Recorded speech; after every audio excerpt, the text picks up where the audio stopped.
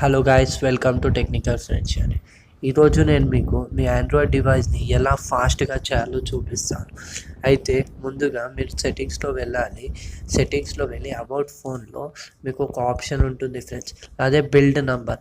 దీని మీద 7 times click చేస్తే మీరు డెవలపర్ అయిపోతారు ఫ్రెండ్స్. డెవలపర్ అంటే మీకు డెవలపర్ ఆప్షన్స్ అని డిస్ప్లే అవుతుంది. 7 టైమ్స్ క్లిక్ చేస్తేనే అది డెవలపర్ ఆప్షన్స్ వస్తుంది ఫ్రెండ్స్. అయితే డెవలపర్ ఆప్షన్స్ ఓపెన్ అయ్యాక మీరు దాన్ని ఓపెన్ చేయాలి ఫ్రెండ్స్.